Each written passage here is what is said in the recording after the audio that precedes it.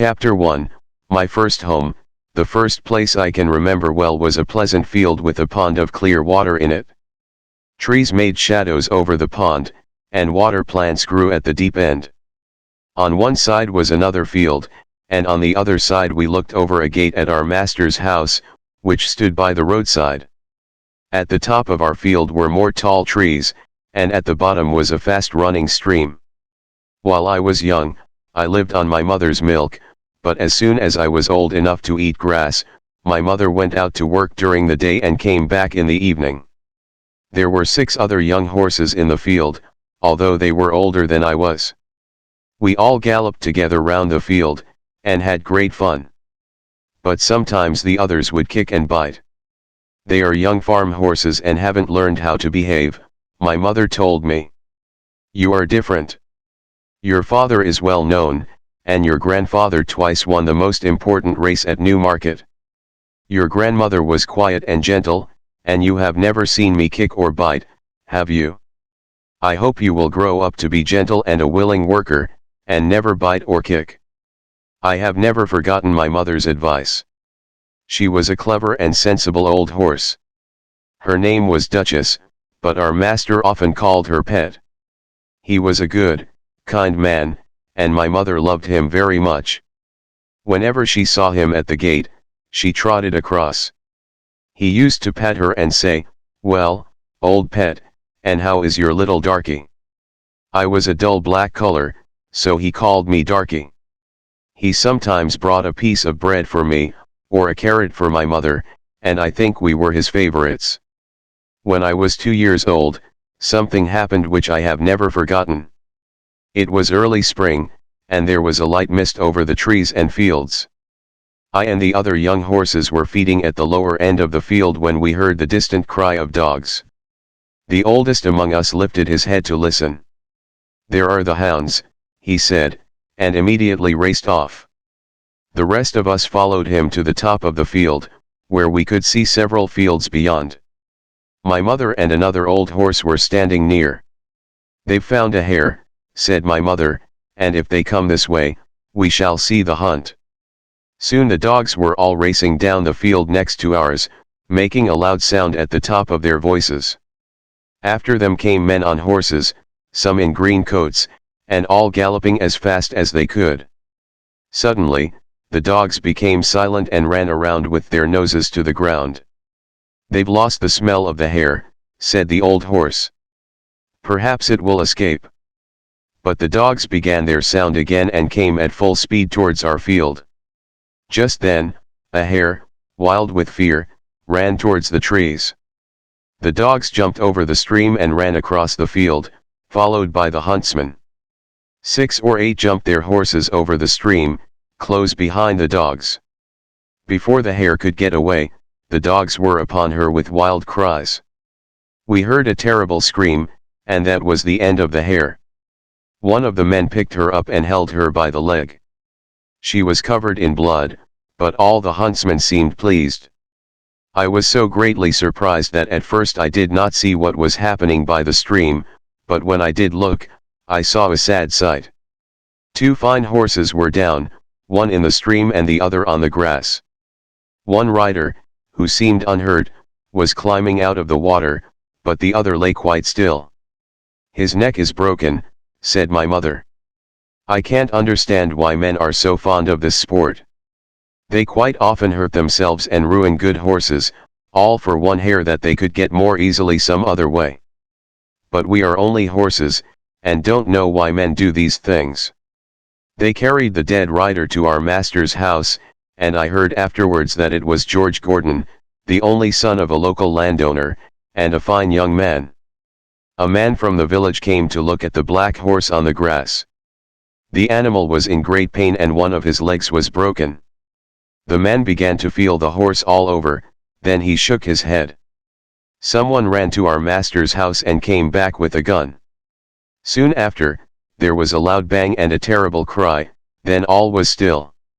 The black horse did not move again. My mother was very unhappy.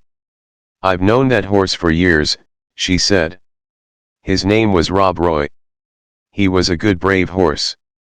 She never went near that end of the field again.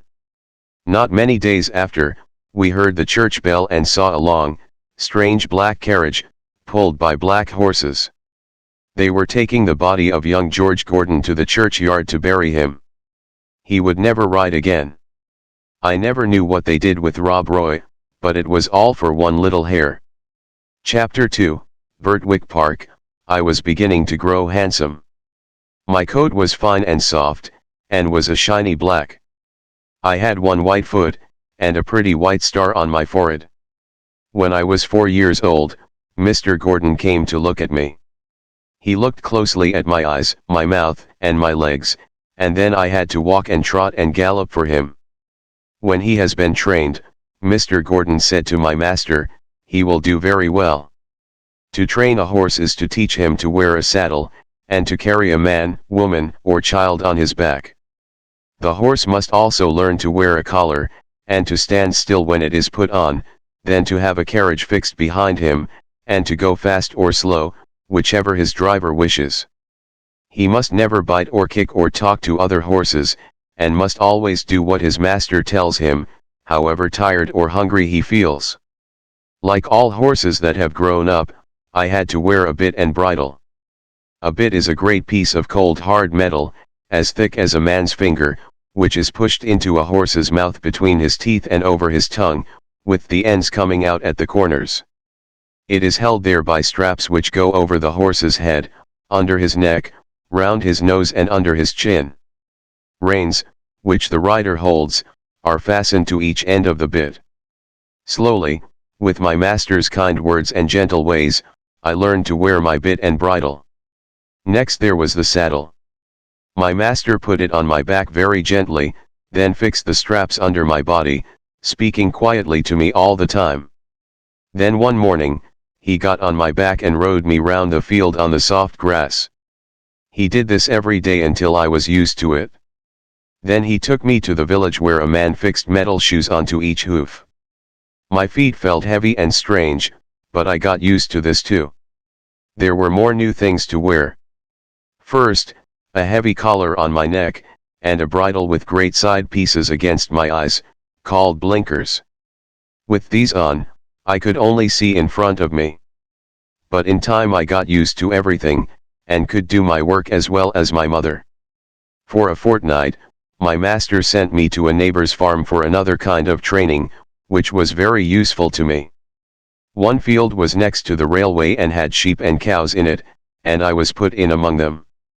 I shall never forget the first train that thundered by, and how I galloped to the far side of the field, trembling with fear at this terrible noise. But after a few days I cared as little as the sheep and cows when a train passed by. It was early in May when a man came to take me away to Mr. Gordon's house. My master said, "Goodbye, darky. Be a good horse, and always do your best." I put my nose into his hand and he patted me kindly, and then I left my first home. Mr. Gordon's house, which was called the Hall, stood in Vertwick Park, near the village. We went into the park through a large gate, then trotted along a smooth road between some trees to the house and gardens. Beyond this were the stables. There was room for many horses and carriages. My stable had 4 good stalls and a large window. It was very pleasant. The first stall was called a loose box, where a horse is not tied up all the time but is free to move around as he likes. It is a great thing to have a loose box. The groom put me into it and gave me some oats. Then he patted me, spoke kindly, and went away. In the stall next to mine stood a little fat grey pony. "Hello," I said. "What is your name?" "Merrylegs," he said, turning round. "I'm very handsome. I carry the young ladies on my back, and sometimes I take Mrs. Gordon out in one of the carriages. Are you going to live next to me in the box?" "Yes," I said. "Then I hope you are well behaved," he said. "I don't like anyone who bites." A horse's head looked over from the stall beyond. It was a tall brown mare, and she did not look pleased. "So it's you who has turned me out of my box," she said. "I'm sorry," I said, "but the man put me in here, so it is not my fault. I don't want to argue with anyone, I just wish to live in peace. Later, Merrylegs told me about the tall brown mare. Ginger has a bad habit of biting people, he explained. One day, she bit James in the arm, and Miss Flora and Miss Jessie, the children, were afraid to come into the stable after that. If you don't bite, I hope they'll start to come again. I told him I never bit anything except grass and could not understand why Ginger bit people. No one was ever kind to her before she came here, said Merrylegs. John and James do all they can to please her, and our master is never unkind. I'm 12 years old, and I know that there isn't a better place for a horse all round the country than this. John has been here 14 years and is the best groom there ever was. And you never saw a kinder stable boy than James. There was no reason for Ginger to bite anyone. It's her own fault that she did not stay in the box. The name of the groom was John Manley. The next morning, he got out his brushes and gave me a good grooming, then put a saddle on me. He rode me slowly at first, then at a trot, then at a gallop. As we came back through the park, we met Mr. and Mrs. Gordon. They stopped and John jumped off. Well, John, how does he go? Said Mr. Gordon. He's a fine horse, sir, said John. He's fast, but the lightest touch of the rein will guide him. They were shooting birds near Highwood, and a gun went off close by. He pulled up a little, but I just held the rein and he wasn't frightened at all. It's my opinion he was never frightened or beaten when he was young. Good, said Mr. Gordon. I'll ride him tomorrow. I remembered my mother's advice, and the next day I tried to do exactly what my master wanted me to do. He was a very good rider, and when he came home his wife was waiting for him at the door.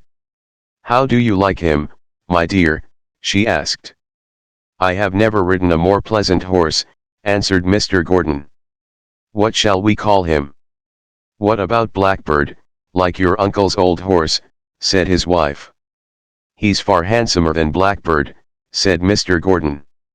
Yes, she said, he's quite a beauty, and he has a kind, intelligent face. Shall we call him Black Beauty? Black Beauty.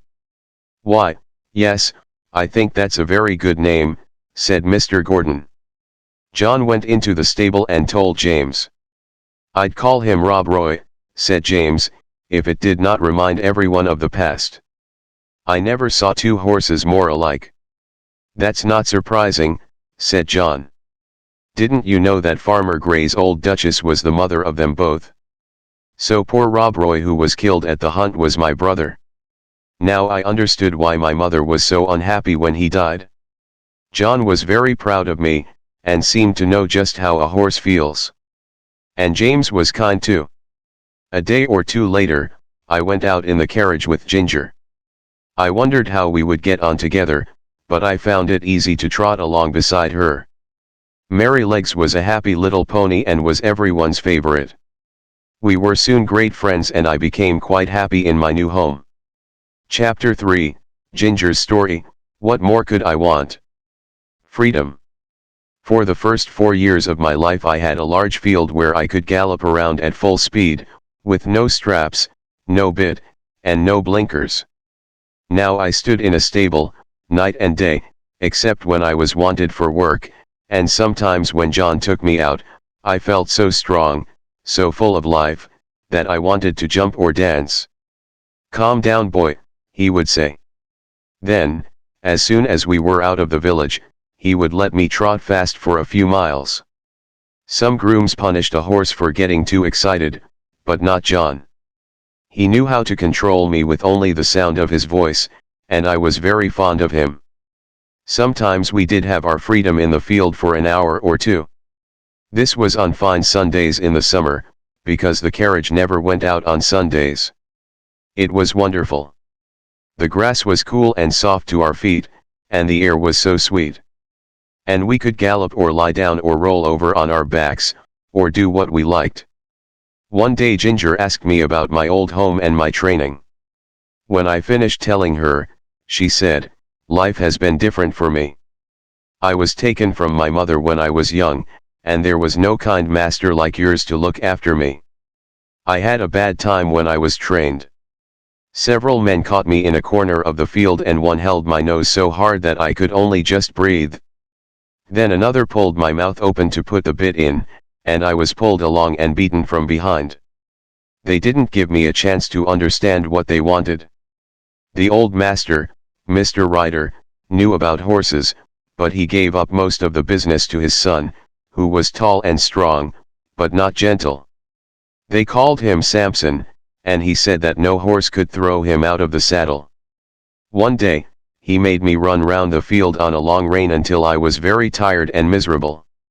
The next morning, he did the same again, then he put a saddle and bridle on me, and a new kind of bit into my mouth. The new bit was very painful and I pulled away and stood up on my back legs, which made him very angry. He stayed in the saddle and beat me with a whip, but after a long and terrible battle I threw him off and galloped to the other end of the field. I watched him go into the stable, but no one came to fetch me. Time went on and the sun was very hot. I was hungry and very thirsty. At last, just as the sun was going down, the old master came out with some oats. He spoke kindly and held out the oats for me to eat, then patted me gently and looked at the blood on my sides where Samson had whipped me. "Poor girl," he said, then led me to the stable. Samson was there. "Keep out of the way," said the master. "You've done a bad day's work for this horse with your bad temper. A bad-tempered man will never make a good-tempered horse." He led me into my box and took off my saddle and bridle. Then he called for some warm water and gently cleaned the blood from my sides. After that, he often came to see me, but a man called Joe went on training me. He was quiet and thoughtful and I soon learned what he wanted. After my training, Ginger went on, I was bought by a dealer to match another horse of my color. But then we were sold to a man in London who drove us with a bearing rein, a rein to hold our heads up unnaturally high and to keep them there, for hours and hours, until the pain was terrible. We had to wear 2 bits instead of 1, and mine was so sharp that it made my mouth bleed. Sometimes we waited for hours while our master or mistress was at parties or the theater, and if we weren't patient, the driver would whip us. "Didn't your master care about you at all?" I said. "Only about how we looked," replied Ginger. He knew very little about horses. The driver told him I had a bad temper but would soon get used to the bearing rein. I was willing to work and learn, but they were so cruel that it made me angry. Then I broke away from the carriage one day, and that was the end of that place. I was sold to another man, but he had a groom as bad-tempered as Samson. He hit me across the legs with his stable brush if I didn't move quickly. I hated him, and one day when he made me angry, I bit him. He never came into my stall after that, and I was soon sold again. A dealer heard of me and said he thought he knew one place where I should do well. "It's wrong for a fine horse to go bad like that," he said. "And I was brought here, not long before you came. Of course, it's very different here. But who knows how long it will last. I've decided that all men are my natural enemies." I was sorry for Ginger, but as the weeks went on, she became happier and more gentle. "I do believe Ginger is getting quite fond of me," James said one day. "She'll be as good as Black Beauty one day," replied John. "Kindness is all she needs, poor thing." Chapter 4, Kindness and Cruelty. A neighbor of the Gordons, Mr. Blomefield, had a large family of boys and girls who often came to play with Miss Jessie and Miss Flora. One of the girls was the same age as Miss Jessie, 2 of the boys were older, and there were several little ones. Whenever they came, the children loved to ride Merrylegs. One afternoon when they were visiting, James brought Merrylegs in and said, "Now, behave yourself." "What did you do, Merrylegs?" I asked him. "Those young people didn't seem to know when I was tired," he said, "so I just threw them off backwards. It was the only thing they could understand." "You threw the children off," I said. Oh no. Did you throw Miss Flora or Miss Jessie? No, of course not. I'm quiet and careful with them, and with the little ones. I'm the best friend and riding teacher those children have. It's not them, it's the boys, he said. The other children rode me for nearly 2 hours, then the boys rode me, one after the other, for an hour, hitting me with a stick. I didn't get annoyed, but I did get tired, so I stopped once or twice to let them know. But boys think a horse is like a machine and can go on as long and as fast as they want it to. They never think that we get tired. As one was whipping me, I stood up on my back legs and he fell off. He got on again and I did the same. Then the other boy tried and I put him down on the grass. They're not bad boys, and don't mean to be cruel, but they have to learn. When they told James, he was angry to see those big sticks and told the boys not to use them again. I would give those boys a good kick, said Ginger. I know you would, said Merrylegs. But they expect me to look after those children, and they expect me to be good-tempered, and I will be. You never had a place where they were kind to you, Ginger, and I'm sorry for you. But good places make good horses, and I wouldn't make our people angry for anything. If I started kicking people, they would very quickly sell me, perhaps to someone cruel. I hope that never happens.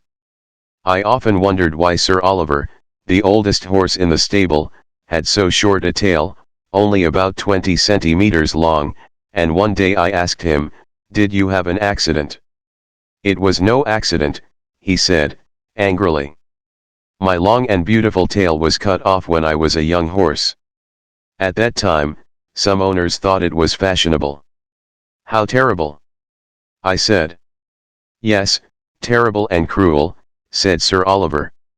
"Now I can never brush the flies off my sides or back legs, and all because of fashion.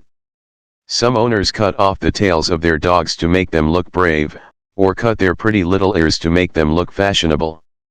They don't cut off the ends of their children's ears, do they? Why do they think it's all right to do these things to their animals?" Mr. Gordon was never cruel, and he would not stand by and watch others be cruel to animals. We were riding home one morning when we saw a big man driving towards us in a small carriage, pulled by a beautiful little pony. As he got to the park gates, the pony turned towards them. Without warning, the man pulled the pony's head round so roughly that the little animal almost fell over. Then he began to whip the pony, angrily. The animal tried to move forward, but the man held it back and continued to whip it. "Sawyer," shouted my master. The man looked up. He was a builder who often came to the park to do work. "He's too fond of going his own way," he told my master. "He's not supposed to turn in through your gates, the road is straight on." "You often drive that pony to my house," said my master. "It only shows that the horse is intelligent and remembers these things.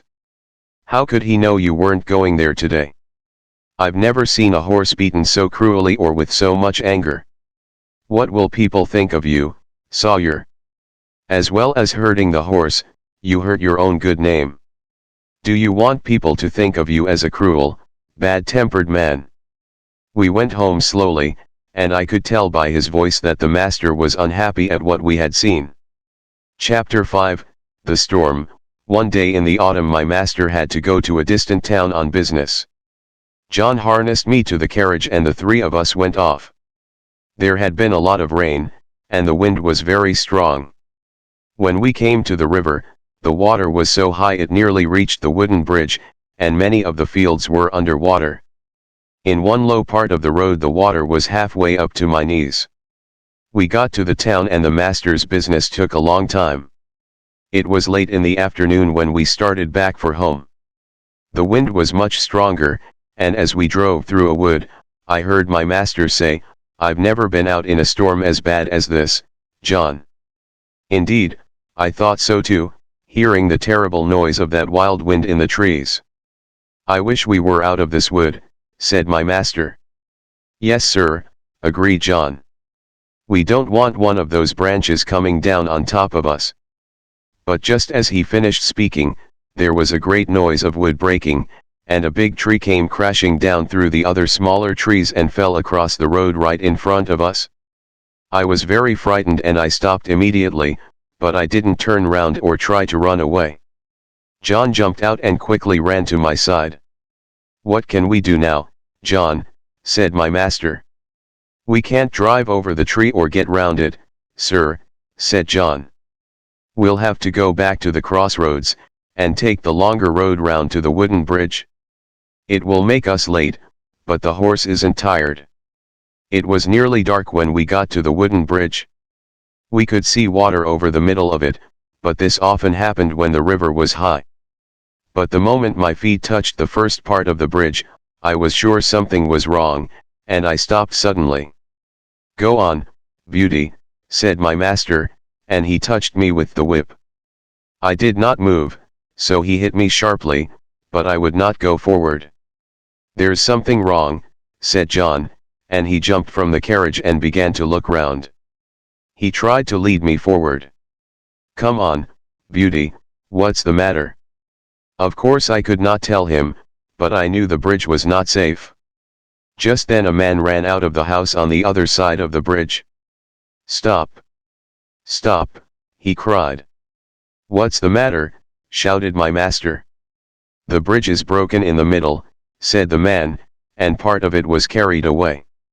If you come across, you'll fall in the river." "Thank you, Beauty," John said to me, and turned me gently round to the right-hand road by the riverside. It got darker and the wind got quieter as I trotted towards home by another, much longer road. The two men were quiet for some time, but then my master spoke. "We were very close to drowning in that river, John," he said. "Men may be clever enough to think of things for themselves, but animals know things without thinking, and that's often saved a man's life, as it has ours tonight. People don't realize how wonderful their animals are, nor do they make friends with them as they should." When we arrived back at Vertwick Park, the mistress ran out to meet us. "I've been so worried," she said. "Are you all right? Did you have an accident?" "We nearly did," said my master. "But Black Beauty was cleverer than we were, and saved us all from drowning." One morning early in December, the master came to the stable with a letter in his hand, looking very serious. "Good morning, John," he said. "Tell me, does James work hard and do what you tell him to do?" "Yes, sir, always," replied John. "And he doesn't stop work when your back is turned?" "Never, sir." "And if he goes out with the horses, does he stop to talk to friends, or go into houses where he has no business, leaving the horses outside?" said the master. "No, sir," said John. "And if anybody has said that about James, I don't believe it. I never had a pleasanter, more honest young man in this stable." The master smiled and looked across at James, who was standing by the door. "James, I'm glad John's opinion of you agrees with my own," he said. "I've had a letter from my wife's brother, Sir Clifford Williams. He wants me to find him an honest young groom who knows what he's doing. The man who drives his carriage is getting old and needs a young man who will work with him and be able to do his job one day." "How old are you?" 19, next May, sir," said James. "That's young. What do you think, John?" "It is young, sir," said John, "but he's tall and strong. He doesn't have much experience of driving, but he has a light touch and a quick eye." "Well, James," said the master, "talk to your mother at dinner time and let me know what you want to do." A few days later it was agreed that James would go to Clifford Hall in a month or 6 weeks, and for the next few weeks he drove the carriage. We went in and out of town, through busy streets, and to the railway station, where the road was narrow and there were lots of other carriages hurrying to and from the station. Then my master and mistress decided to visit some friends who lived about 75 kilometers from our home. "You can drive us, James," said my master. Chapter 6, The Fire. The first day we traveled about 50 kilometers, but James drove carefully and made sure that Ginger and I were always on the smoothest part of the road. It was evening when we reached the hotel where we were going to stay that night. It was in the marketplace and two stablemen came out to us. The chief stableman was a pleasant old man, and he led me into a long stable with 6 or 8 stalls in it, and 2 or 3 horses. The younger man brought in Ginger, and James watched while we were groomed. I thought I was quick, James told the old stableman, but you're quicker than anyone. I've worked with horses since I was 12 years old, and I can tell you it's good to be able to work with a well-behaved, well-cared-for animal like this, said the stableman, patting my neck. Who is your master? Mr. Gordon of Vertwick Park, said James. I've heard of him, said the stableman. He's a good judge of horses, and the best rider in this part of the country. He doesn't ride very often now, said James, not since the poor young master was killed. I read about that in the newspaper, said the stableman. A fine horse was killed too, wasn't it? Yes, an excellent horse, said James. He was the brother of this one, and just like him. Terrible, said the old man. It was a bad place to jump, wasn't it? A man's life and a horse's life are worth more than a hair, or they should be. Later that evening, the younger stableman brought in another horse, and a young man with a pipe in his mouth came into the stable to talk to him. Towler, go up and get some hay and put it down for this horse, will you, said the stableman. But put down your pipe first. All right, said the other man, and went up a ladder and through a little door. I heard him step across the floor over my head and push down some hay through a hole in the roof, into the new horse's feeding place. James came in to look at us before he went to bed, and then the door was locked. I don't know how long I slept, or what time it was when I woke up, but the air seemed thick and I heard Ginger and another horse moving about worriedly. It was quite dark and I could see nothing. The stable was full of smoke, and it was almost impossible to breathe. The smoke seemed to come from the little door above me, and I could hear a strange noise up there. The other horses were now all awake, moving about restlessly. At last I heard someone outside, and then the younger stableman ran in with a light. He began to untie the horses, and tried to lead them out. The first horse would not go with him, nor the second or third. He tried to pull me out, but he was so frightened himself that he frightened me, and I would not move. The noise above was louder now and there was a shout of fire, outside. The old stableman came in quietly and quickly and got one horse out, then another. By now the flames were coming down through the roof and the noise was terrible. Then I heard James's voice, quiet and friendly as it always was. Come on, beauty, he said, we'll soon get you out of this smoke. He took off his scarf and tied it over my eyes, then led me out, patting me all the time. He took the scarf off, then shouted, take this horse, somebody, while I go back for the other. Windows in the hotel were open and people were shouting. I watched the stable door, where the smoke came out thicker than ever. Then I heard one voice above all the others, and recognized it as my master's. James Howard. James Howard. Are you there? There was no answer, only the crash of something falling in the stable, but the next moment I saw James coming through the smoke, leading Ginger with him. My brave boy, said the master. Are you hurt? James shook his head, unable to speak because of the smoke.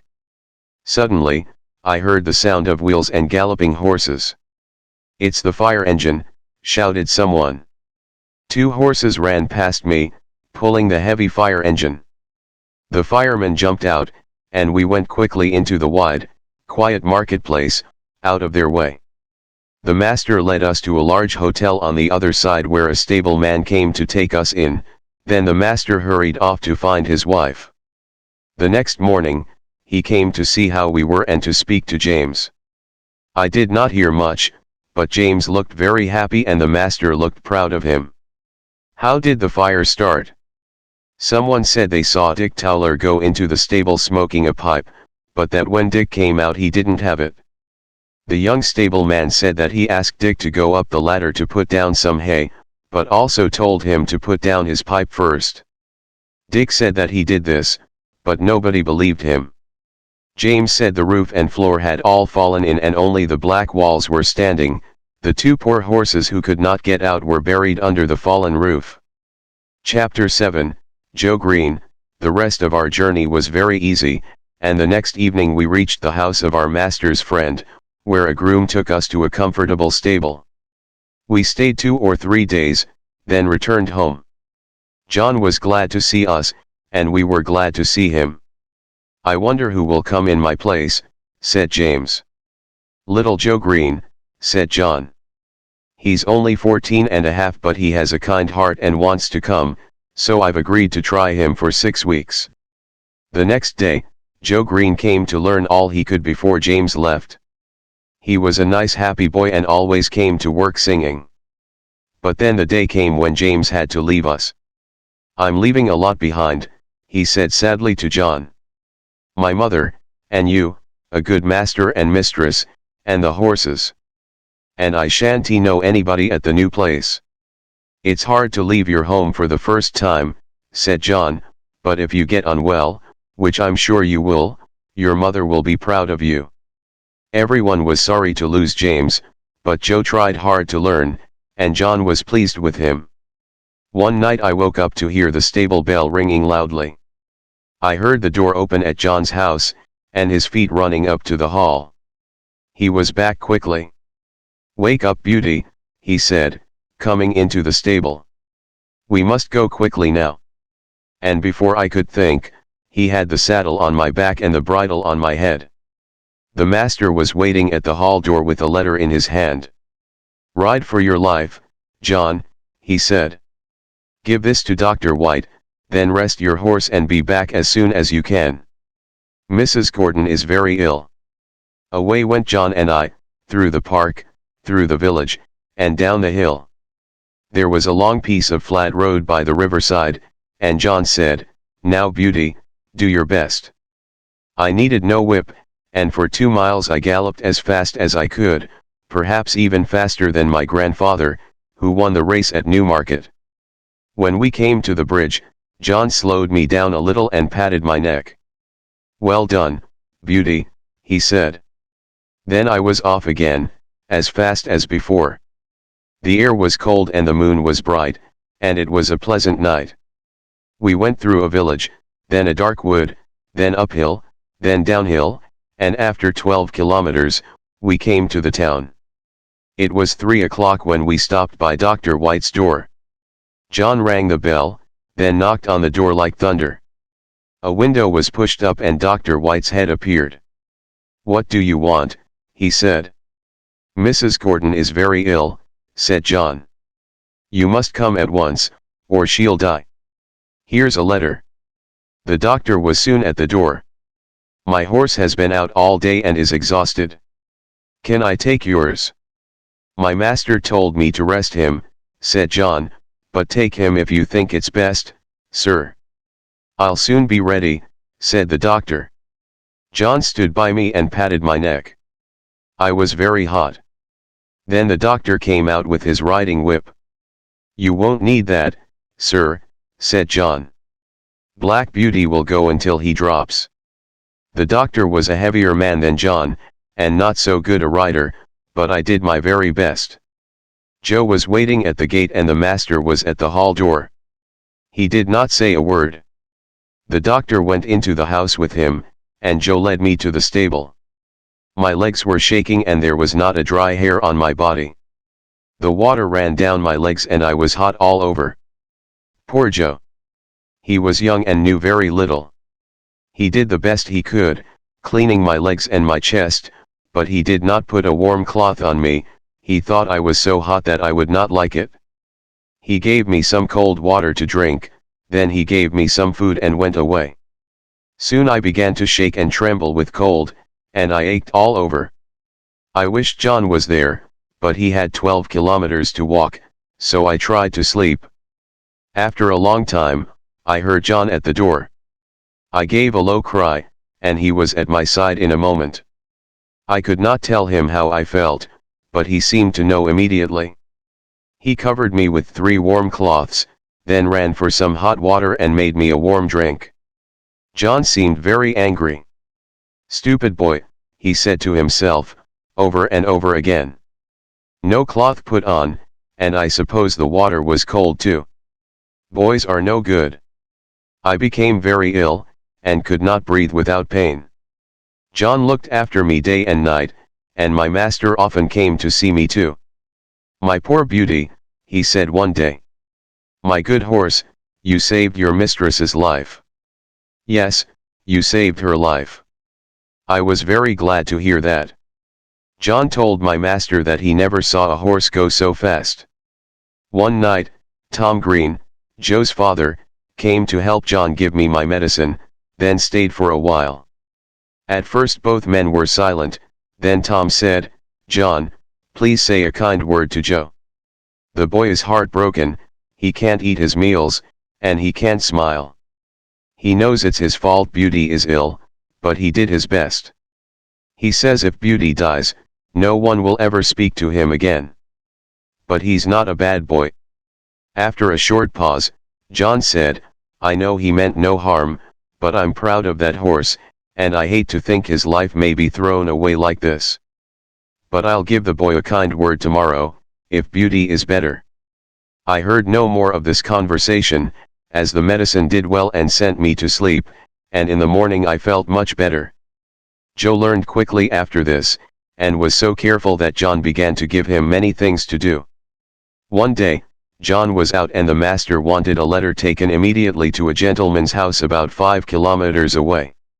He told Joe to saddle me and take it. The letter was delivered and we were returning through a field where we saw a cart full of bricks. They were so heavy that the wheels of the cart were half buried in the soft ground, and the horses could not move the cart at all. The man leading the horses was shouting and whipping them without stopping. "Don't whip the horses like that," Joe shouted at him. "The wheels are half buried and won't move. I'll help you take some bricks out to make the cart lighter." "Mind your own business," said the man angrily. He was in a terrible temper and more than half drunk. Joe turned me, and we galloped towards the house of the brickmaker, Mr. Clay. Joe knocked on the door. The door opened.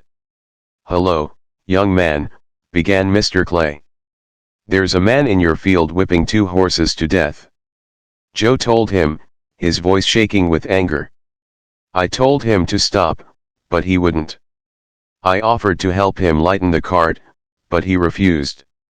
"I think he's drunk." "Please go, sir." "I will," said the man, and hurried off. When we got home, Joe told John all about it. "You did the right thing," said John. "Many people would ride by and say it was none of their business. But cruelty is everybody's business." Just before dinner, the master sent for Joe. The drunken man was accused of cruelty to horses and Joe was wanted to tell his story to the police. "I'll tell it gladly," said Joe. We heard afterwards that the poor horses were so exhausted and so badly beaten that the man might have to go to prison.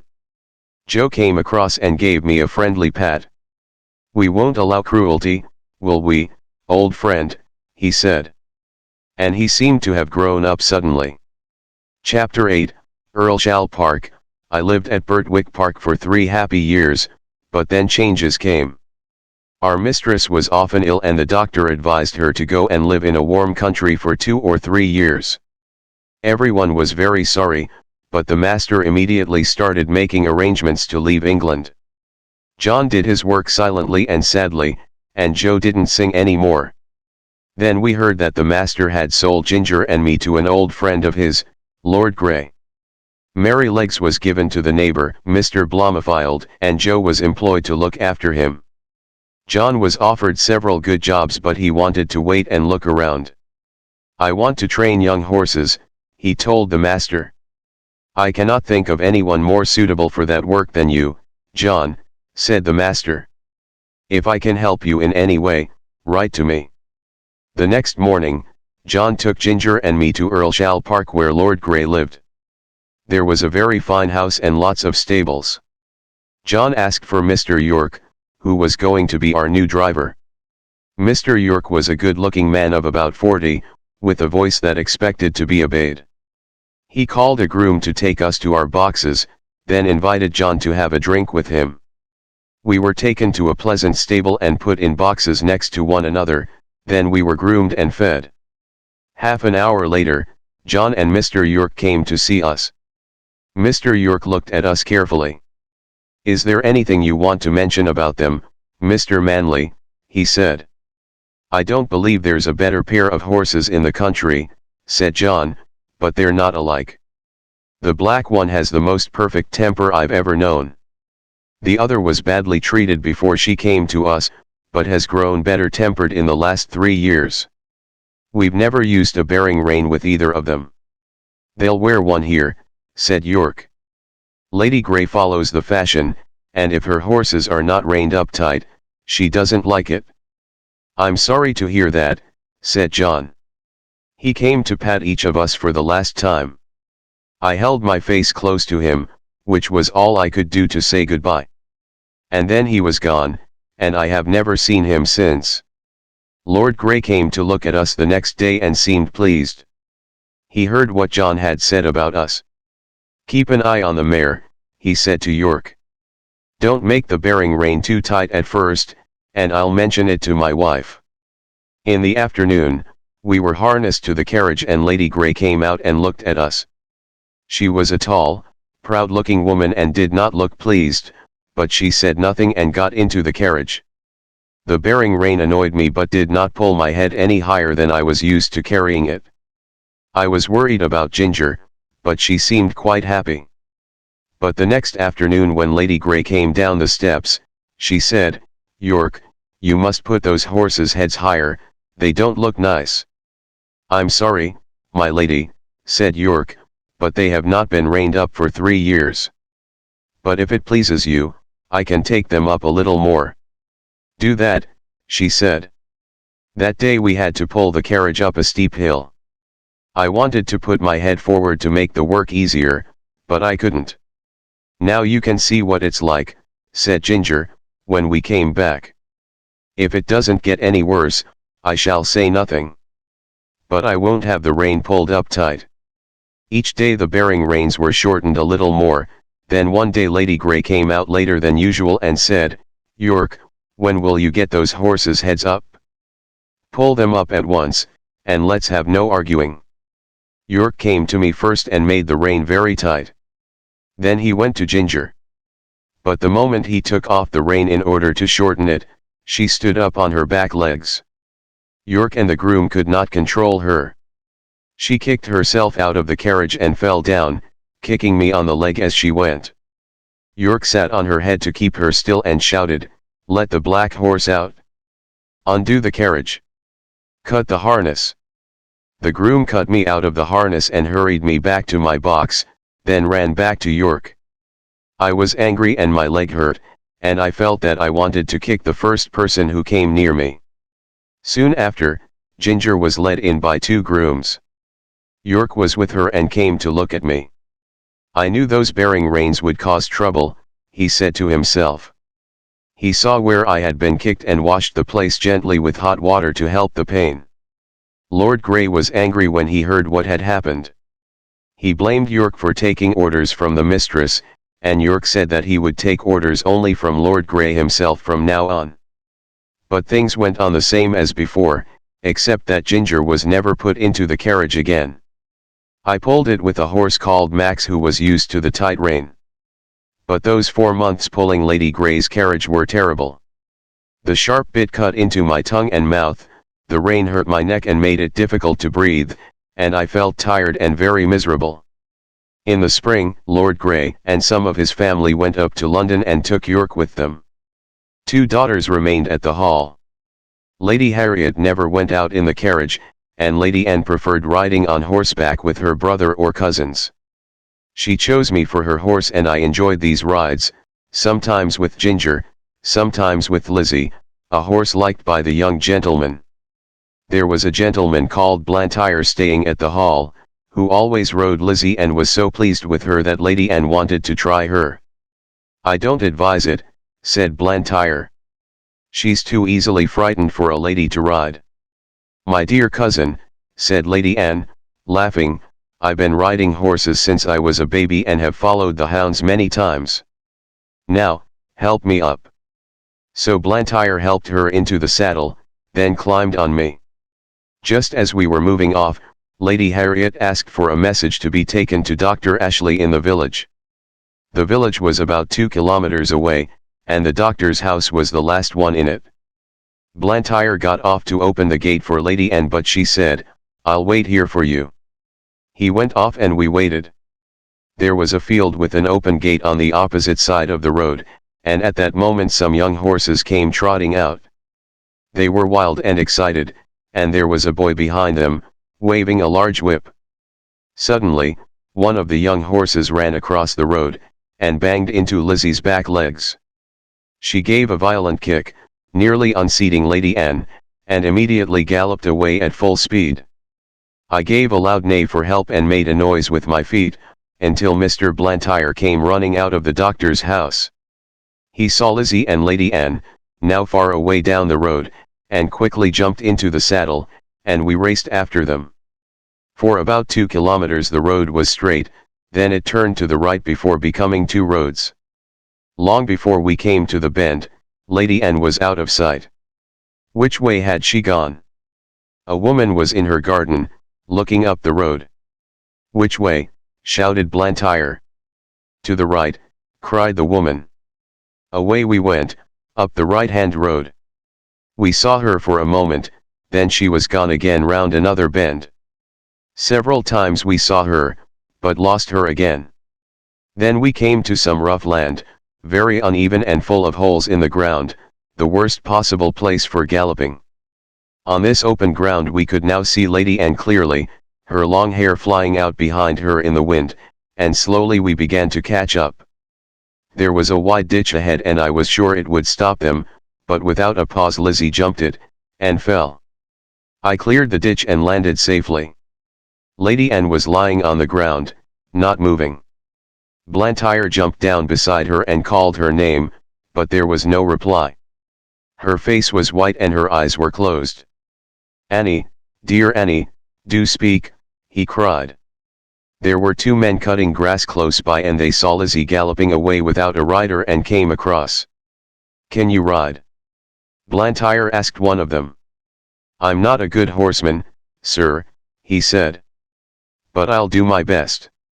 "Ride this horse to the doctor's and ask him to come immediately, then go on to the hall," said Blantyre. "Tell them all you know and ask them to send a carriage." The man climbed into my saddle and we galloped off. I tried not to shake him about too much, and he soon discovered that he needed no whip. There was a lot of excitement at the hall when they heard what happened. I was put into my box, the saddle and bridle were taken off and a cloth was thrown over me. 2 days later, Blantyre came and patted me. "You did well," he said. "I'm sure you knew Annie was in danger. She must ride only you from now on." From this I knew that my young mistress was out of danger and would soon be able to ride again. Chapter 9, The Accident and New Masters. A man called Reuben Smith looked after us while York was in London. He was gentle and clever with horses, and an excellent driver. But he had one fault: he sometimes drank too much. For weeks or months he was all right, but then without warning he would begin to drink heavily and behave badly. But he was a useful man, so York had kept quiet about Smith's drinking, saying nothing to Lord Grey. Then one night Smith drove some ladies and gentlemen home from a party and was so drunk that he could not hold the reins. York could not hide this and Lord Grey told Smith to leave. However, some time later, York spoke again to Lord Grey, who was very kind-hearted, and he took Reuben Smith back. Smith promised never to get drunk again and kept his promise, and because of this he was told to look after the stables while York was away. One day the carriage needed some repairs, so it was arranged that Smith would take it to town, leave it at the carriage maker's, and then ride me back again. Mr. Blantyre wanted to go to the station, so he went with us. At the station, Mr. Blantyre gave Smith some money and said, "Take care of Lady Anne, Reuben, and don't let anyone else except her ride Black Beauty." We left the carriage at the Makers, and Smith rode me to the White Lion Hotel. He told the stableman to give me some food and have me ready for 4 o'clock. One of my front shoes was loose, but the stableman did not see it until 4 o'clock. Smith came back at 5 and said he would now leave at 6 because he'd met some old friends. The stableman told him about the loose shoe. "It'll be all right until we get home," said Smith. He finally came back at 9 o'clock, shouting loudly and in a very bad temper. We left and almost immediately he began to gallop, often giving me sharp cuts with the whip, although I was going at full speed. Before we were out of the town my shoe came off, but Smith was too drunk to notice. It was very dark, and on the rough road at that speed, my foot was soon cut and bleeding from the sharp stones. I could not go on, the pain was too great, and I fell violently on both my knees. Smith was thrown off. He tried to get up but couldn't, then he lay still. I could do nothing but wait. It was nearly midnight when I heard a horse's feet and the wheels of a carriage. I neighed loudly, and was very happy to hear an answering neigh from Ginger, and men's voices. Then the carriage came out of the darkness and stopped. 2 men jumped down beside Smith. "It's Reuben," said one, "and he's not moving, Robert." "He's dead," said Robert, touching Smith. "His hands are cold and his head is covered with blood." They looked at me and saw my cut knees. "The horse has been down and thrown him," said Robert. "He tried to lead me forward but I almost fell again. He's bad in the foot too. No wonder he went down, riding over these stones without a shoe. Reuben was drunk, Ned. He would never ride a horse without a shoe unless he was drunk." Ned took Smith's body back in the carriage, and Robert tied his handkerchief round my foot and led me slowly home. No one blamed me for the accident. The owner of the White Lion Hotel said that Reuben Smith was drunk when he left. But I had to leave Earl Shall, and so did Ginger. For a month or 2 I was allowed to live out in a field, and one day Ginger was brought in to join me. She had been ruined by the hard riding of Lord Grey's son, and after 12 months' rest she was going to be sold. And although my knees got better, they looked very ugly, and so I was no longer suitable for a fashionable family. It was very pleasant being in the field with Ginger, but one day Robert came in and took me away. We were both very sad to say goodbye to each other, Ginger and I. I was sold to a man in Bath who kept many horses and different kinds of carriages for hire. I was a job horse and all kinds of people hired me. Some were good drivers, others were very bad. Then one man persuaded my master to sell me to a friend of his who wanted a safe, pleasant horse for riding. And so that summer I was sold to Mr. Barry. Mr. Barry knew very little about horses, but he hired a comfortable stable for me, and a man called Filcher to look after me. He ordered the best oats, and plenty of other good food for me to eat, too. For a while all went well, but then there seemed to be fewer oats and more grass in my meals. The grass food, though very good, was not enough to keep me strong and healthy. However, I could not say anything, and it went on for about 2 months. Then one afternoon my master rode into the country to see a friend, a gentleman farmer who knew about horses, and who looked very closely at me. "Your horse doesn't look as well as he did when you first had him, Barry," he said, feeling my neck and shoulders. "See how wet and warm he is, after just a gentle ride." "My groom says that horses are never in good condition in the autumn," said my master. "But this is only August," said the farmer. "With your light work and the good food, he shouldn't be like this. I don't know who eats your oats, my friend," he went on, "but I doubt that your horse gets any of them. I advise you to watch your groom more closely." Oh, how I wanted to speak. I wanted to tell my master where his oats went to. My groom came every morning at 6 o'clock, bringing his little boy with him. The boy carried a basket and went into the room where the oats were kept. I would see them filling a bag with oats and putting the bag into the basket. 5 or 6 mornings after the visit to the farmer, the boy left the stable with his basket of oats, but came back soon after, looking frightened, with 2 policemen holding his arms. "Show me where your father keeps the food for his chickens," one policeman said to the boy. The boy began to cry, but there was no escape. Moments later, the policeman found another empty bag like the one in the boy's basket, and they took Filcher away with them. That was the last I ever saw of him. Another groom was employed, but he was very lazy about cleaning, and I became thin and unhealthy from standing in a wet, dirty stable. After all this trouble with grooms, Mr. Barry decided to stop keeping a horse, and I was sent to a horse fair, a place where hundreds of horses were bought and sold, and more lies were told, I think, than in any other place in the country. That day I was lucky. I was bought for £25 by a man called Jeremiah Barker, but everyone called him Jerry, and I shall do the same. Chapter 10, A London Cab Horse. Jerry Barker was a small man, but well made and quick in all his movements. He lived in London and was a cab driver.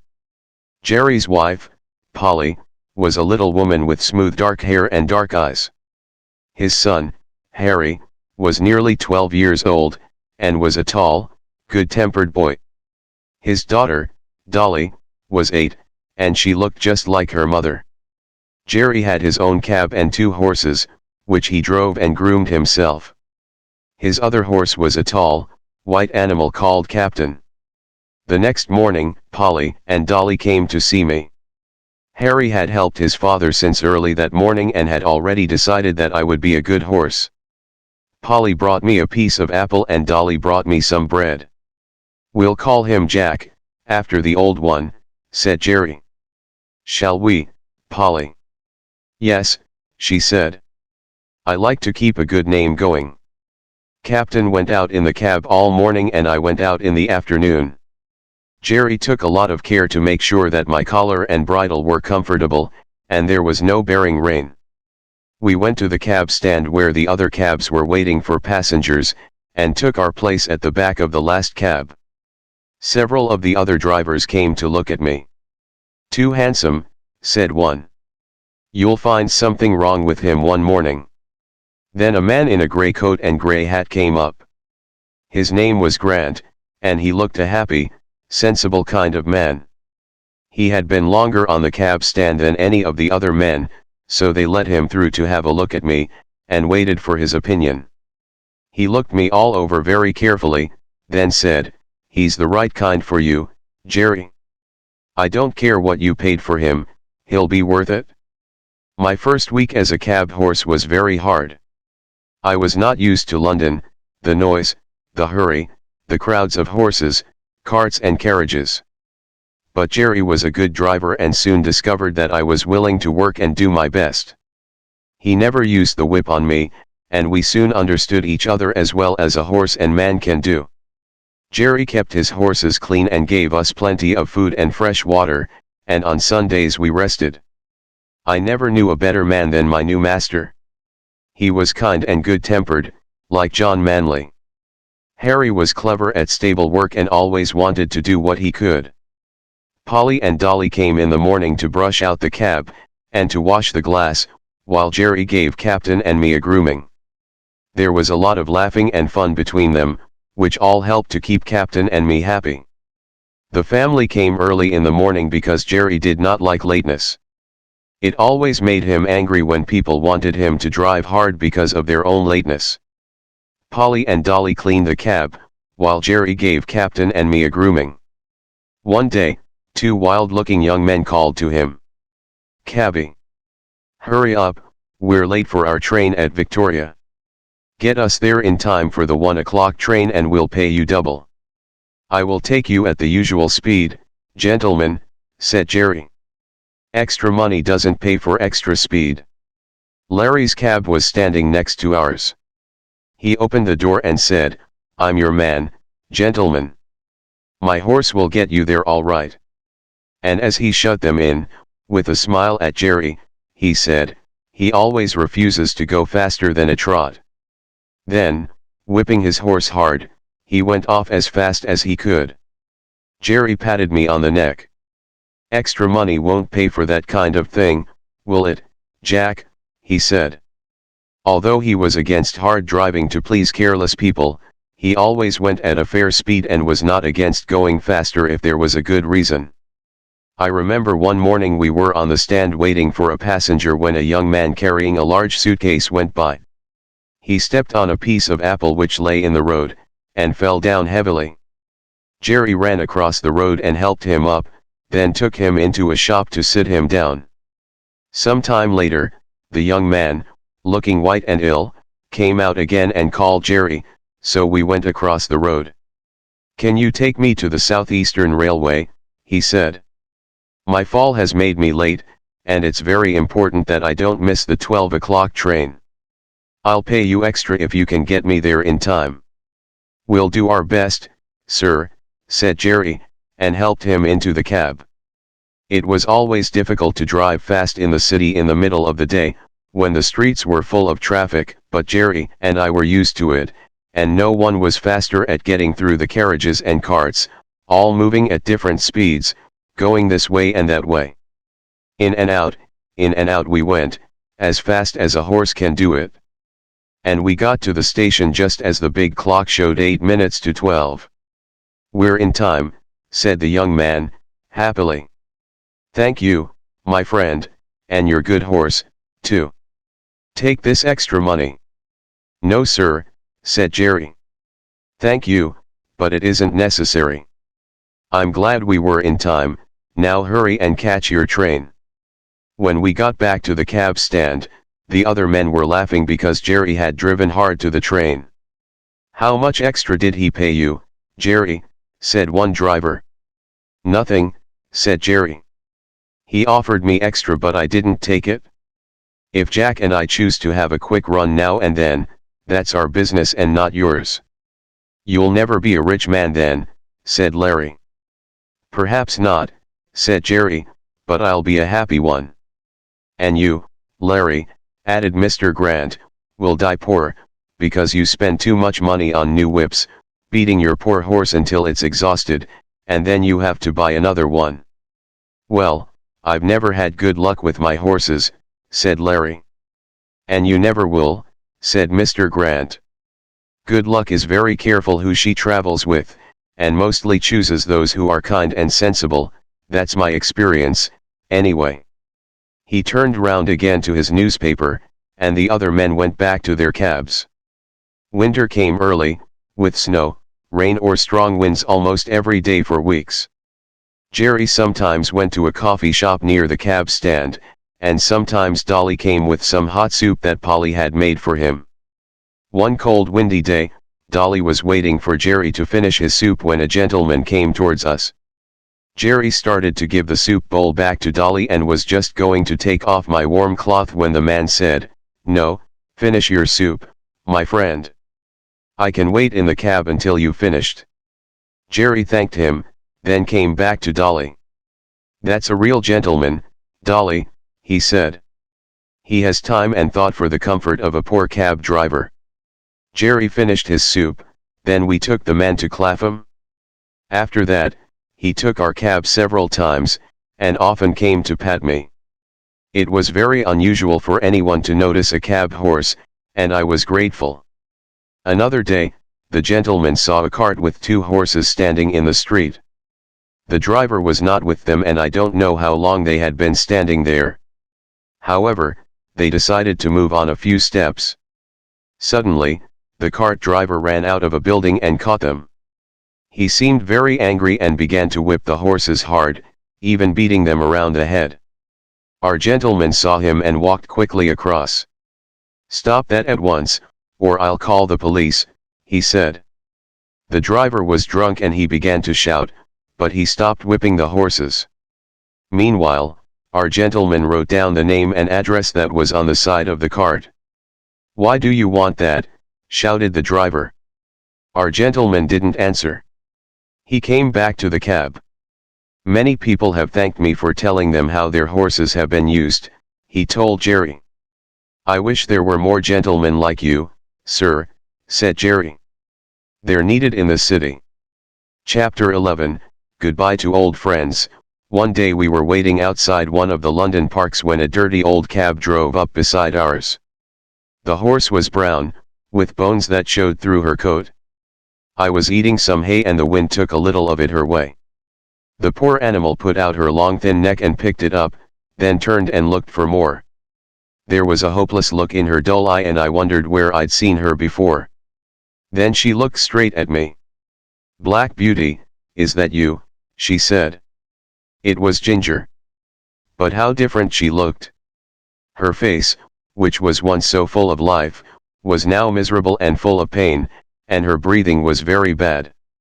I moved closer to her so that we could have a quiet talk, and it was a sad story that she told me. After 12 months' rest at Earl she was considered to be ready to work again, and was sold to a gentleman. She got unwell for a little while, but after a long gallop one day, she became ill again. She was rested, was seen by a horse doctor, then sold. In this way, she went from owner to owner several times, each one poorer than the one before. So at last I was bought by a man who keeps a number of cabs and horses, and hires them out, said Ginger. You look happy and comfortable with life as a cab horse, and I'm glad, but it's different for me. They whip me and work me 7 days a week. They say that they paid more for me than I was worth, and now they're trying to get their money back by working me until I drop. You used to stand up and fight when people were cruel to you, I said. Yes, I did once, said Ginger. But men are stronger than we are, and if they're cruel and have no feelings, then there's nothing we can do about it. Oh, I wish the end would come. I wish I was dead. I was very sad. I put my nose against hers but could find nothing to say that would cheer her up. I think she was pleased to see me, because she said, "You're the only friend I ever had." A few weeks after this, a cart with a dead horse in it passed by our cab stand. It was a brown horse with a long thin neck, and I believe it was Ginger. I hoped it was, because then her troubles would be over. There was one day when we were very busy. First a fat gentleman with a large bag wanted to go to Bishopsgate Station, then we were called by a lady who wanted to be taken to Regent's Park, then a man jumped into the cab and called out, "Bow Street Police Station, quick." After another journey or two, we came back to the cab stand and Jerry gave me some food, saying, "We must eat when we can on days like this, Jack." And he took out the meat and bread Polly had given him. But neither of us had eaten many mouthfuls before a poor young woman came along the street. She was carrying a child and she looked lost and worried. "Can you tell me the way to St. Thomas's Hospital, please?" she asked. "I have to take my little boy there, and I'm a stranger in London." The little boy was crying as she spoke. "He's in great pain and can't walk, but the doctor says that if I can get him to the hospital, then perhaps he'll get well again." "You can't carry him through the crowds," said Jerry. "It's 5 kilometers, and that child is heavy." "I'm strong," said the woman. "I think I can manage, if I know the way." "You can't do it? Just get into this cab and I'll drive you there. Don't you see that it's beginning to rain?" "No, sir, I can't do that," she said. "I've only just enough money to get me home again." "Listen," said Jerry. "I've got a wife and children at home, and I'd be ashamed of myself if I let a woman and a sick child put themselves in danger. Get in the cab and I'll take you for nothing." "Oh, how kind you are," said the woman, and began to cry. Jerry opened the door but 2 men ran up, calling out, "Cab." "It's taken," said Jerry, but one man pushed past the woman and jumped in, followed by the other. "This cab is already taken, gentlemen," Jerry said again, "by this lady." "Lady," said one of the men unpleasantly, looking at the woman's poor clothes. "She can wait. Our business is very important, and anyway, we were in first, and we'll stay in." A smile came over Jerry's face as he shut the cab door. "Stay in as long as you like, gentlemen." I can wait while you rest yourselves. He walked over to the young woman who was standing nearby. They'll soon be gone, don't worry, he said, laughing. And he was right. When the two men realized that they were going to have a very long wait, they got out, calling Jerry all kinds of bad names. After this, we were soon on our way to the hospital. Thank you 1,000 times, said the young woman, as Jerry helped her out of the cab. I hope your child will soon be better, said Jerry. He watched her go in, then patted my neck. It was something he always did when he was pleased. The rain was now coming down fast and, just as we were leaving the hospital, a lady came down the steps calling, "Cab." Jerry seemed to know her at once. "Jerry Barker, is it you?" said the woman. "I'm very glad to find you here. It's difficult to get a cab in this part of London today." "I'll be proud to take you," said Jerry. "Where do you want to go?" "Paddington Station," said the woman. We got to the station and went in undercover. The lady stood beside the cab talking to Jerry for some time, and I discovered that she was once Polly's mistress. "How do you like cab work in the winter?" she asked. "Polly was worried about your cough last year." "She worries because I work all hours and in all kinds of weather," said Jerry. "But I get on all right, and I would be lost without horses to look after." "It would be wrong to harm your health in this work when you have a wife and 2 children, said the lady. "There are many places where good drivers or grooms are wanted. If you ever decide to give up cab work, let me." She put something into his hand. "There's some money for the children." Jerry thanked her and, after leaving the station, we went home. Christmas and the New Year are no holidays for cab drivers and their horses. People go to parties and dances, and the work is often late. Sometimes driver and horse have to wait for hours, shaking with cold. We had a lot of late work during Christmas week and Jerry's cough was bad. On New Year's Eve we took 2 gentlemen to a house in the West End, and were told to come for them at 11 o'clock. "You may have to wait a few minutes, but don't be late," one of them said. Jerry arrived at the right time and we waited. The wind was very cold and it was snowing. Jerry pulled one of my cloths higher over my neck, then walked up and down, trying to keep warm. At 12:30, Jerry rang the doorbell and asked if the gentleman still wanted the cab. The man at the door said, "Oh, yes, you'll be wanted." At 1 o'clock the door opened and 2 men came out. They got in the cab without a word, and told Jerry where to drive.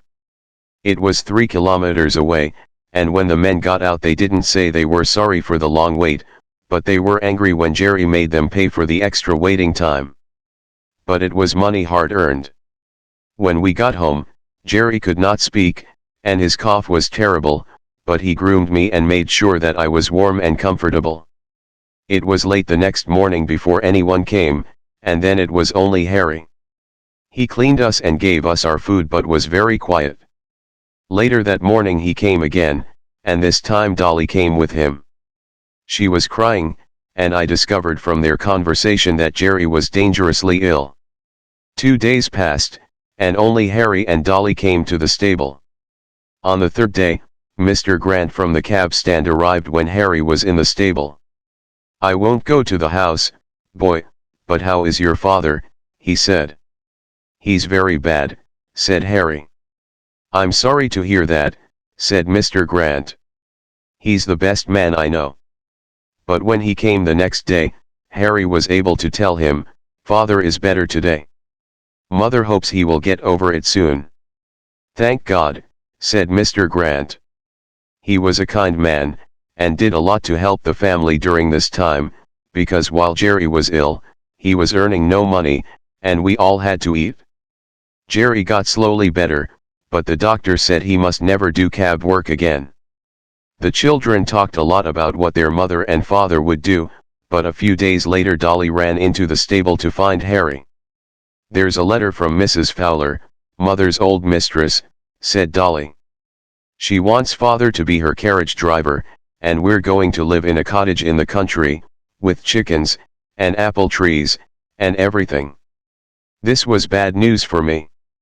I was not young now, and could not hope for a better master than Jerry, although Mr. Grant promised to find a comfortable place for me.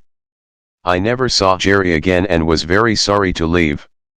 Chapter 12, Hard Time.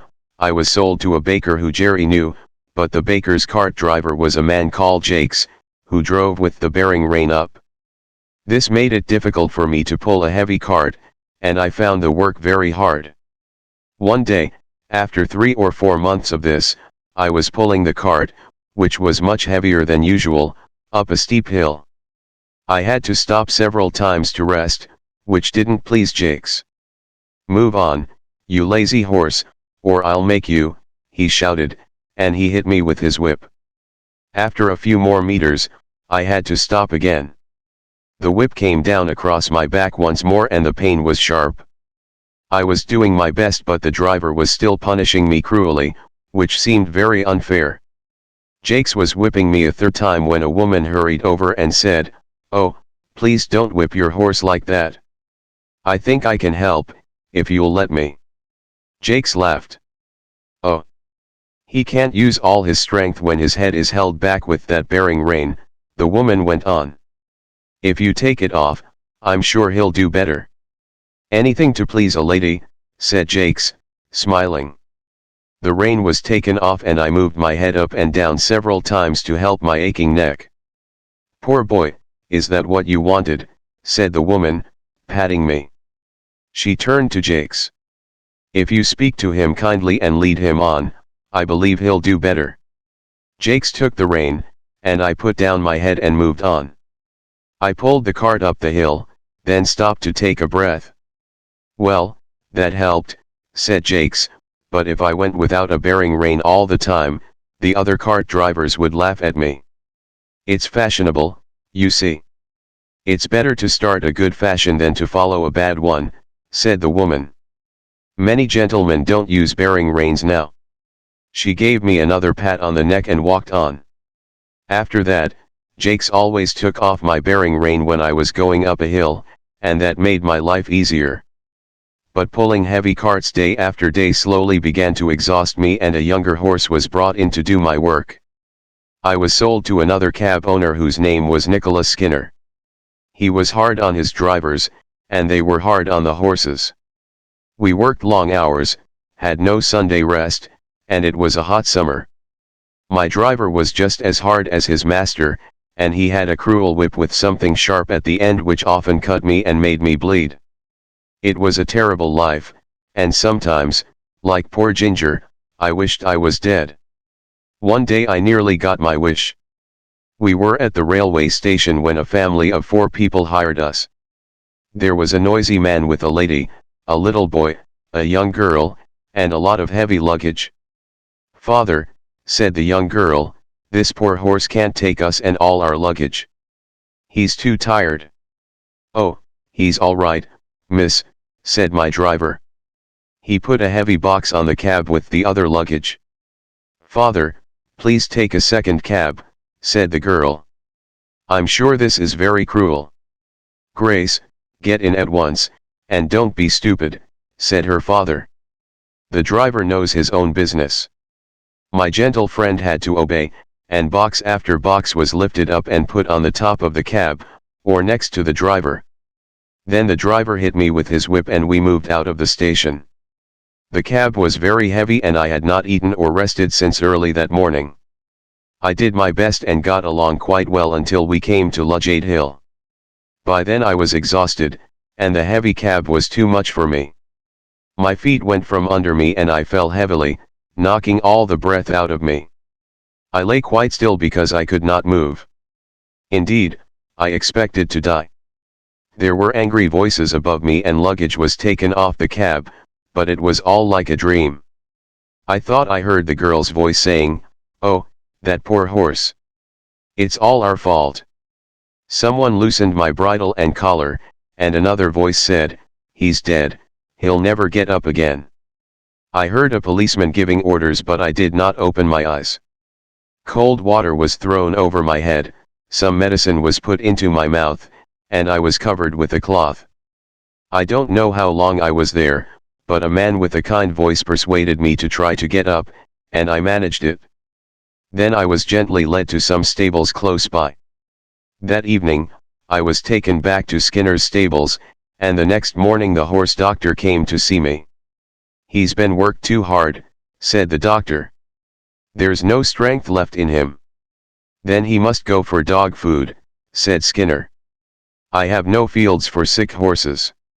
It doesn't suit my business. I work them for as long as they'll go, then I sell them for what I can get." "There's a horse fair in 10 days' time," said the doctor. "If you rest him and give him food, he may get better, and then you may get more than his skin's worth." Luckily for me, Skinner took the doctor's advice and, after rest and food, I began to feel better. 10 days later, I was taken to the horse fair, a few miles outside London. Chapter 13, My last home. I was sold to a farmer at the horse fair, but it was his young grandson who persuaded him to buy me. The two of them walked past me and, seeing kindness in the farmer's face, I lifted my head, put my ears forward and tried to look my best. The farmer stopped and looked at me.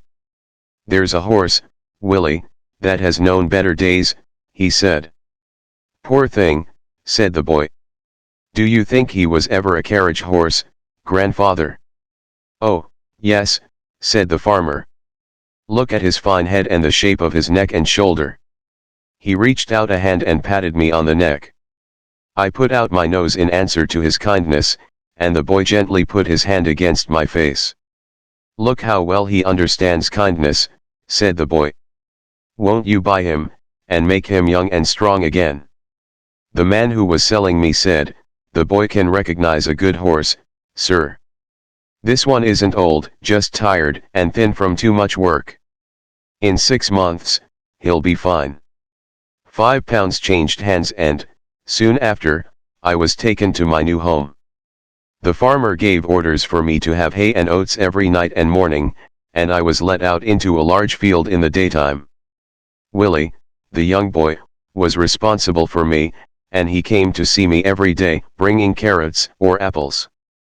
During that winter, the rest, the good food, the soft grass and gentle running and trotting all helped to make me feel quite young again. When the spring came, the farmer tried me with a carriage, and I did the work quite easily. "He's growing young, Willie," he said. "We'll give him some gentle work and look for a good home for him." One day during the summer, the groom cleaned and dressed me with special care, and Willie seemed half worried and half excited as he got into the carriage with his grandfather. "I hope the ladies like him," said the farmer. A kilometre or two beyond the village, we came to a pretty house, and Willie went to knock on the door. He asked if Miss Blomefield and Miss Ellen were at home. They were, and Willie stayed with me while the farmer went into the house. He came back about 10 minutes later with 3 ladies. They seemed to like me, but one of them, worried by my knees, wondered if I was safe. "It's true his knees were broken once," said the farmer, "but we don't know why he fell. It was probably a careless driver, and not the horse's fault at all. He seems very safe to me. If you like him, you can try him for a few weeks," he went on. "Then your driver will see what he thinks of him." One of the 3 ladies, a tall, white-faced lady, who held the arm of a younger woman, said, "You have always given us good advice about our horses, so we accept your offer to try him." The next morning, a young man came for me. He looked pleased until he saw my knees, then he said, "I'm surprised you suggested this horse to my ladies." "You're only taking him to try him," said the farmer. "If he's not as safe as any horse you ever drove, send him back, young man." I was taken to a comfortable stable, given some food, then left to myself. The next day, the groom was cleaning my face when he said, "That's just like the star that Black Beauty had on his forehead. I wonder where he is now." He looked more closely at me. "White star on the forehead, 1 white foot, and a little white place on his back. It must be Black Beauty." "Beauty? Do you know me? I'm little Joe Greene, who almost killed you?" And he began patting me all over my back. I could not say I remembered him, as he was now a fine young man with a black mustache and a deep voice. But I was sure he knew me, and that he was Joe Greene, and I was very glad. I put my nose up to him and tried to say that we were friends. I never saw a man so pleased. That afternoon, I was harnessed to a carriage for Miss Ellen to try me. Joe Greene went with her and told her that he was sure I was Mr. Gordon's old black beauty. "I shall write to Mrs. Gordon and tell her that her favorite horse has come to us," said Miss Ellen. "How pleased she will be. I have now lived in this happy place a whole year. Joe is the best and kindest of grooms.